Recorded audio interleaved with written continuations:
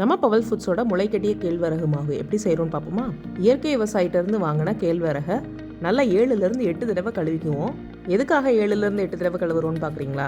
கேழ்வரகு கழுவிருந்தீங்கன்னா உங்களுக்கு இது தெரியும். கேழ்வரகு கழுவும் போது ஒரு தவிடு மாதிரி டிரான்ஸ்பரண்ட் லேயராக ஒரு மாதிரி கழுவும் போது வந்துகிட்டே இருக்கும், திரும்ப திரும்ப ரிப்பீட்டடாக 7 to 8 டைம்ஸ் அதை கழுவும் போது தான் தண்ணியே இந்த மாதிரி டிரான்ஸ்பரண்ட் ஆகும். நல்லா அந்த மாதிரி கழுவுனதுக்கப்புறமா ஒரு 12 மணி நேரம் ஊற வச்சுட்டு ஊறின கேழ்வரகை இந்த மாதிரி வெள்ளை வேஷ்டி துணியில் முளைக்கட்டுறதுக்கு எடுத்து வச்சுருவோம். சின்ன சின்ன பேட்சஸாக எடுத்து முளைக்கட்டி வச்சுக்குவோம். நல்லா கொஞ்சம் டைட்டாக முளைக்கட்டினா தான் முளை விடும். 2லேருந்து 3 நாள் வரைக்கும் முளைக்கட்டுவோம்.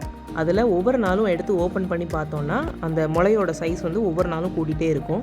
இந்த மாதிரி நல்லா நீளமாக முளை விட்டதுக்கப்புறம் தான் எடுத்து ரொம்ப வெயில் இல்லாமல் கொஞ்சம் சன்லைட்டை மிதமாக இருக்கிற டைமில் இந்த மாதிரி காய போட்டு எடுத்து வச்சுக்குவோம். ஒரு நாள் இந்த மாதிரி காஞ்சதுக்கப்புறமா வறுக்கணும். கேழ்வரகை வறுக்கும்போது வீடு முழுக்க வாசனை மணக்கும். வறுத்ததுக்கப்புறமா காய வச்சு மிஷினில் அரைச்சி பவுட்ரு பண்ணிக்குவோம். முளைக்கட்டை கேப்ப மாவை குழந்தைங்களுக்கு செரலாக் மாதிரி கொடுக்கலாம், இல்லைனா கேப்பை ரொட்டி போட்டு சாப்பிட்லாம், இல்லை நம்ம இந்த மாதிரி கேழ்வரகு புட்டு கூட ரெடி பண்ணி சாப்பிட்லாம். ரொம்ப டேஸ்ட்டாக இருக்கும்.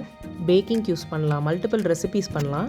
நம்ம பவல் ஃபுட்ஸோட ப்ராடக்ட்ஸ் எதுலேயுமே ப்ரிசர்வேட்டிவ்ஸோ கெமிக்கல் அடிட்டிவ்ஸோ எதுவுமே கிடையாது. Completely natural. அது மட்டும் இல்லை, நம்மளோட ப்ராடக்ட்ஸ்க்கு எல்லாத்துக்குமே 95% மூலப்பொருட்களை செயற்கை பூச்சிக்கொல்லிகள் பயன்படுத்தாத இயற்கை விவசாயிகள்கிட்ட இருந்து தான் வாங்குகிறோம். நம்ம ப்ராடக்ட்ஸ் பற்றின டீட்டெயில்ஸ் தெரிஞ்சுக்கணுன்னா நம்ம பேஜை ஃபாலோ பண்ணிக்கோங்க.